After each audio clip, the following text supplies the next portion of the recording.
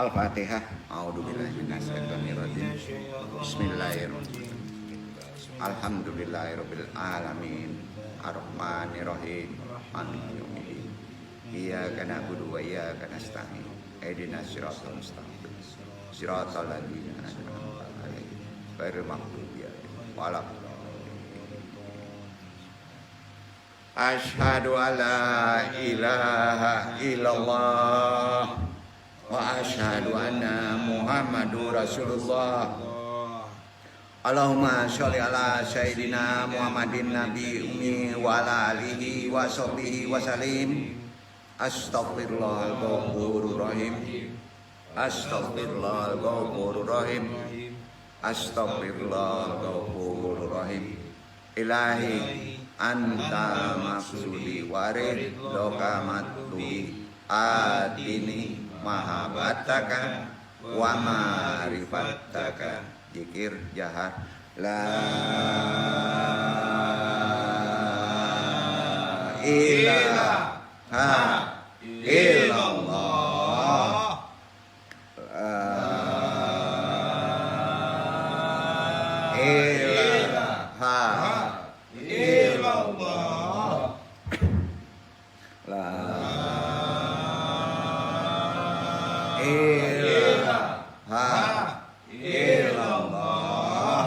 La ilaha illallah Muhammadur Rasulullah. Ila hadiniya asolihi wa ila hadrati Nabiul Mustafa Muhammad sallallahu alaihi wasallam. Bil barokah wal karomah Syekh Abdul Qadir waliyullah bi syafaat Nabi Muhammad bi iznillah wadidullahi ya Allah ya Allah ya Allah. Innaka ala kulli syai'in qadir. Pasang niat takbir hajatina.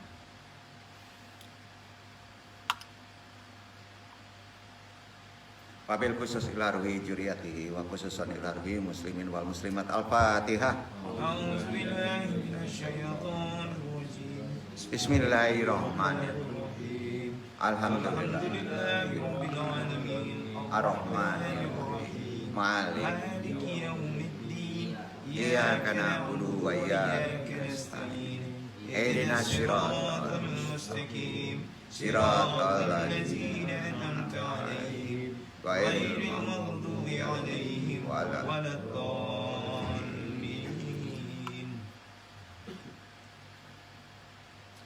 Hari ini kita bahas idarat al-waqt atau manajemen waktu secara Islam, kategori amaliyah ya, termasuk tazkiyatun nafs bab 1.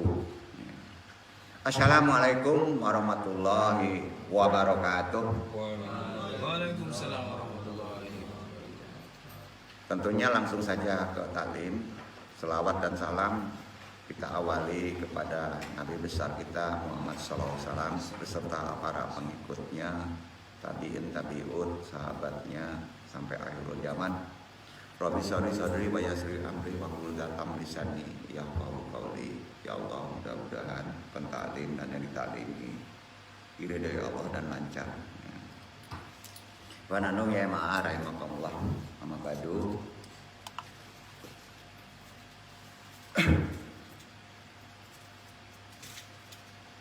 Terus kita tingkatkan ya kualitas takwa kita pada Allah. Karena mulai agak aman biasanya takwa kita melempem gitu. Nah, ini ya mulai agak aman kan, COVID agak aman. Nah, ya udah aman gitu, santai lagi gitu. Jangan Pak, nggak musiman Ramadan ya. Terus saja pokoknya kualitas takwa kita pada Allah dipergencar saja. Semaksimal melaksanakan apa saja perintahnya yang termaktub dalam Al-Quran tentunya, dan juga sunnah Rasulullah. Mengingatkan lagi, kita udah sama tahu ya kalau udah aman ya semua aman, ngaji juga aman gitu ya. Pada waktu yang sama kita dituntut pula untuk meninggalkan apa yang dilarang oleh Allah yang termaktub dalam Al-Quran dan sunnah Rasulullah. Jadi hanya dengan cara itu ketakwaan kita mengalami peningkatan dan perbaikan insya Allah ya. Karena Allah selalu mengingatkan ya, baik itu dalam keadaan kondisi aman, kondusif atau kondisi dalam ujian. Allah berfirman di Quran surat Al-Ahzab ayat 56, A'udzubillahi minasyaitonirrajim. Bismillahirrahmanirrahim. Innallaha wa malaikatahu yushollun ala nabi ya ayyuhalladzina amanu shollu alaihi wasallimu taslima. Sesungguhnya Allah dan para malaikatnya tidak lupa selalu bersalawat untuk Nabi. Wahai orang-orang yang beriman, berselawatlah kamu untuk Nabi dan ucapkanlah salam dengan penuh kehormatan kepadanya. Kenapa kita kondisi aman, kondisi tidak aman, tetap kita berselawat ya. Hari ini kan kita ambil adalah masih terkait dengan waktu taklimnya dan terkait dengan amal perbuatan kita ya.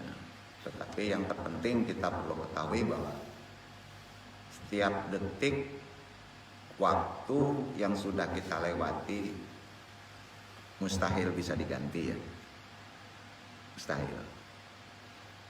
Kan kajinya lorong waktu dong, mundur. Pokoknya mustahil dulu gitu, bisa diganti ya. Setiap menit, jam yang sedang kita lewati mustahil dapat diperpanjang. Karena ketetapannya begitu. Setiap bulan, tahun yang kita habiskan mustahil dapat diulang lagi. Logikanya kan gitu. Setiap waktu yang sudah berlalu tidak akan pernah dapat diganti dan diulang. Prinsipnya gitu. Karena itu sudah menjadi sunatullah. Sunatullah itu sistem hukum Allah ya. Dalam kehidupan dunia ini, waktu begitu sifatnya. Kemampuan kita manusia tak lebih dari sekedar menghitung detik, menit, jam, hari, bulan, dan tahun saja. Hanya itu kemampuan kita. Dan yang kita miliki hanya hari ini. Yang kita miliki hari ini dalam konsep waktu. Yang sudah berlalu itu jadi pelajaran ya. Jadi tarbiyah, jadi ibrah. Supaya kalau itu jelek tidak kita ulang, kalau itu baik kita tingkatkan. Dalam konsep waktu gitu. Yang kita miliki hanya hari ini. Bergeser waktu besok yang belum terjadi itu kita tidak tahu. Betul kan? Jadi kalau ditanya kita nggak boleh serakah, kita hanya miliki hari ini aja, ya.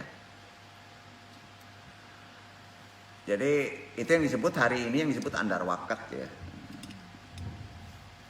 Kita hanya bisa mampu menghitung aja gitu, karena ketika kita mencoba untuk merenungi tentang waktu yang sudah kita lewati, ini terkait terutama masalah umur ya. Tak terasa kan umur kita begitu cepat berlalu ya. Kemarin Iwan kita Gary kan kayaknya baru kemarin masih kuliah ya. Tahu-tahu punya anak ya. 20 tahun, 30 tahun, 40 tahun dan seterusnya tanpa kita sadari kan. Ya. Karena hakikat waktu itu kan kendaraan. Ya kan? Kendaraan. Yang sering kita tidak sadari. Hal ini ditegaskan pula dalam Al-Quran surat An-Najiyat ayat 46. Isinya Allah menggambarkan fenomena hari kebangkitan nanti loh. Ka'annahum yawma yarawnaha lam yalbatsu illa asyiyatan auduhaha. Pada hari mereka melihat hari kebangkitan, mereka merasa seakan-akan tidak tinggal di dunia, melainkan sebentar saja. Pas hari kebangkitan dia terasanya sebentar aja, di waktu sore atau di waktu pagi hari aja. Begitu pendeknya waktu. Ya. Kita sendiri kalau sudah bergeser, kemarin rasanya kita masih ingat ya, tahu-tahu udah tua aja ya, gitu kan. Dalam ayat lain Allah juga berfirman di Quran surat Yunus, banyak sekali surat mengingatkan masalah waktu ya. Ayat 45 Allah berfirman, dibaca ya, kita dasari dulu. Yunus ayat 45.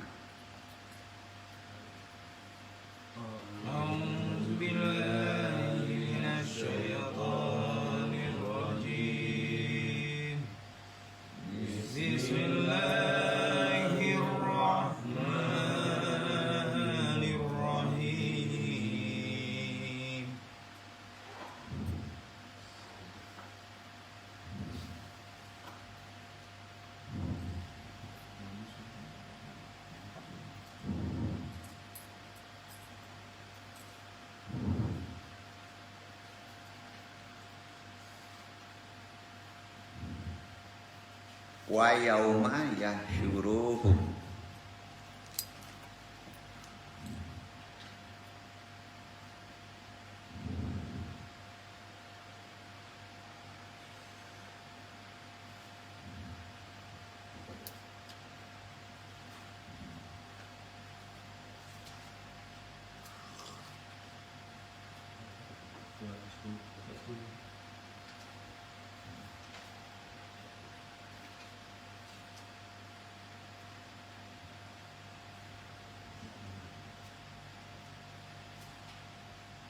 ويوم يحشرهم كأن لم يلبثوا إلا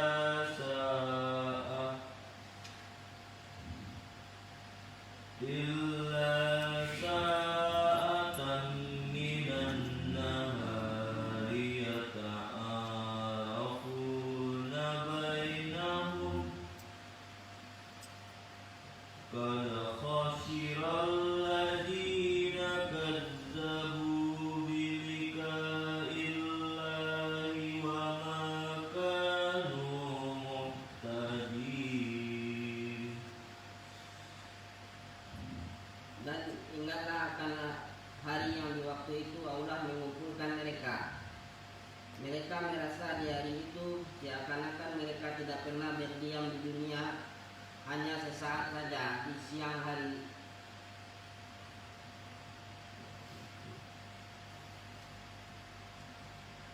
Di waktu itu mereka saling berkenalan. Sesungguhnya rugilah orang-orang yang mendustakan pertemuan mereka dengan Allah, dan mereka tidak mendapat petunjuk.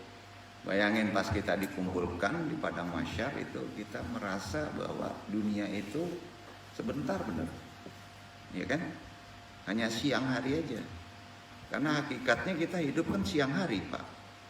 Malam kita mati, iya kan? Ya, nggak ada malam nih lari maraton kan kerja, kecuali satpam ya yang geser ya, gitu ya. Begadang ya beda lagi ya. Jadi intinya pendek bener gitu ya. Dan rugi orang yang mendustakan pertemuan mereka dengan Allah di siang hari itu.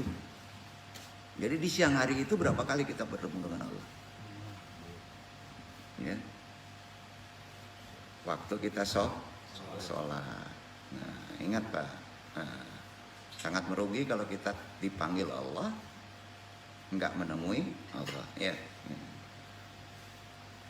Jadi waktu yang berlalu merupakan tidak mungkin kembali.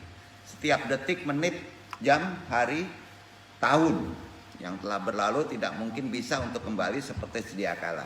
Sampai-sampai Imam Hasan Basri, tokoh sufi, ahlul tafsir, menyampaikan bahwa tidak ada satu hari pun yang menampakkan fajarnya kecuali ia akan menyeru, "Wahai anak Adam, aku adalah harimu yang baru."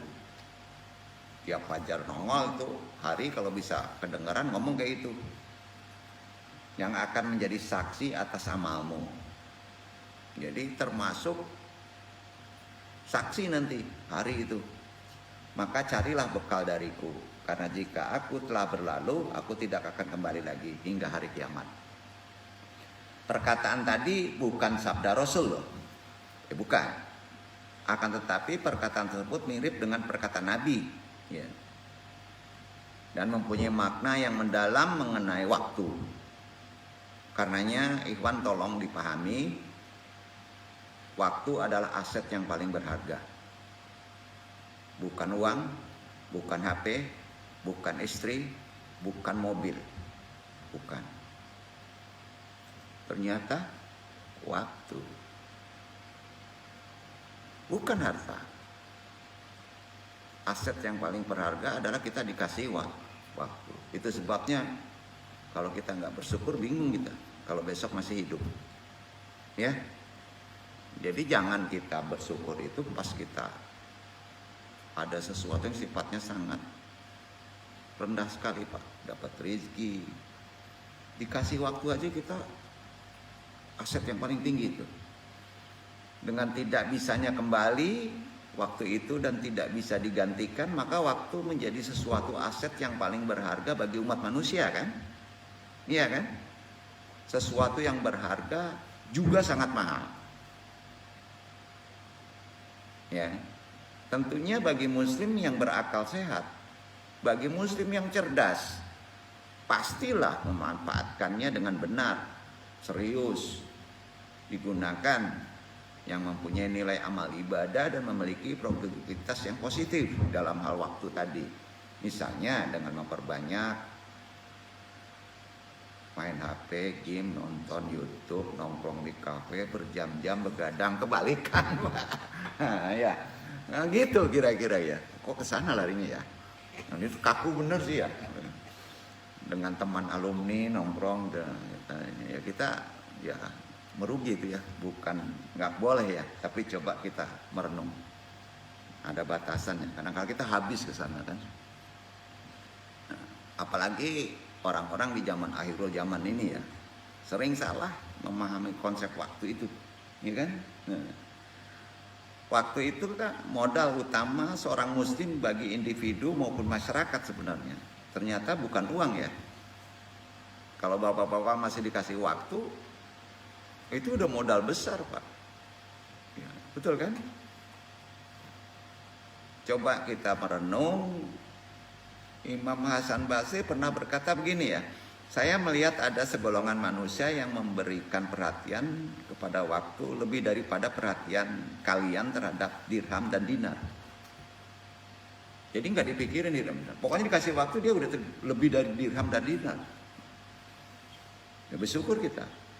Sesungguhnya kita semua sama tahu dengan istilah waktu adalah uang.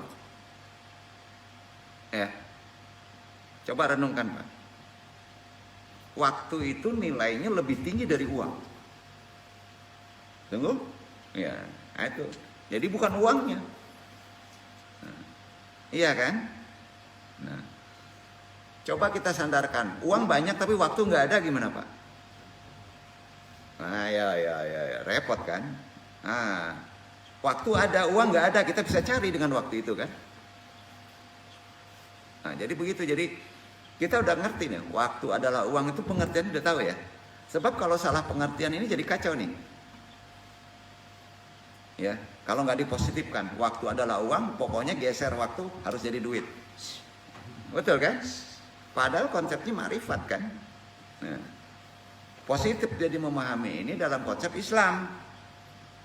Waktu tidak bisa dihargai dengan apapun. Bisa waktu dihargai dengan apapun.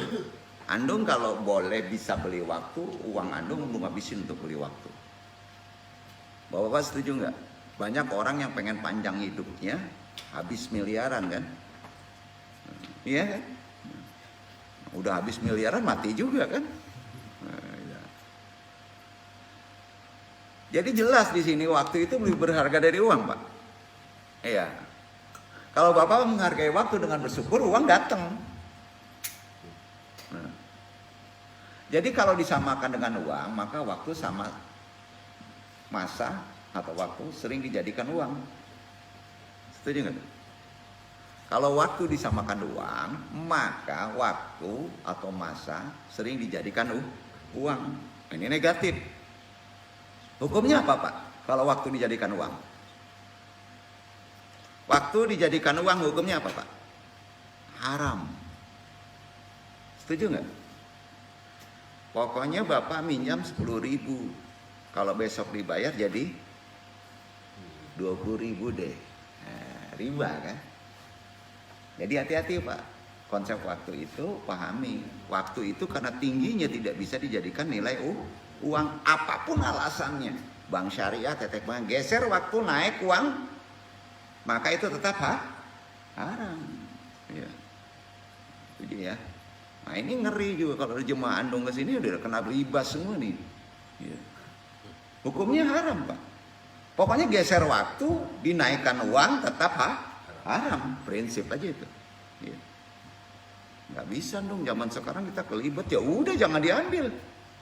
Apakah boleh dikasihkan kepada yang miskin? Boleh. Jadi Bapak bersihkan aja bunga Bapak itu untuk orang fakir miskin. Boleh. Andung tanggung jawab tuh. Bahkan Bapak dapat pahala itu. Ya. Jadi, Riba menjual waktu, menjatuhkan waktu yang disamakan dengan uang. Riba itu menjatuhkan waktu disamakan dengan uang. Waktu adalah uang, disamakan. Maka itu tetap riba. Waktu tidak bisa disamakan dengan uang. Paham ya? Nah, waktu paling berharga dibandingkan dengan apapun untuk kekayaan material. Waktu adalah kehidupan itu sendiri kan? Waktu itu kan kehidupan. Yang namanya hidup kan harus ada waktu. Setuju Pak? Karena kehidupan bagi seorang adalah waktu, detik yang dijalani mulai dari lahir hingga wafat. Sebab itu beruntunglah orang-orang yang kualitas keimanan amal soleh mereka pada hari ini lebih baik dari kemarin. Ya. Rugilah orang-orang yang kualitas iman dan amal soleh mereka pada hari ini sama dengan hari kemarin. Rugi. Jadi dia harus naik. Celakalah orang-orang yang kualitas iman dan amal solehnya mereka pada hari ini lebih rendah dari lebih kemarin. Celaka. Jadi kalau hari ini kemarin Bapak sholat, hari ini gak sholat, tunggu. Sial loh. Betul. Hati-hati Pak. Ini hadis. Jadi sesungguhnya keberadaan kita manusia hidup di dunia itu hanya terbagi dua. Hanya terbagi berapa? Dua. Kehidupan kita hanya terbagi dua. Pertama manusia sukses, kedua manusia gagal. Terbagi dua aja. Kesuksesan dan kegagalan kita miliki erat sekali kaitannya dengan kemampuan kita memanage atau mengatur waktu. Setuju? Setuju nggak nih? Sukses dan gagalnya manusia kehidupan di atas dunia ini baik pun akhirat, bukan dunia aja, terkait dengan kemampuan kita memanage atau mengatur waktu. Bahasanya mengatur waktu. Ya. Jika kita mampu menggunakan waktu yang Allah berikan kepada kita untuk selalu meningkatkan keimanan, ilmu, amal soleh, hidup dan dakwah di jalan Allah, maka kita akan menjadi orang yang beruntung. Jelas.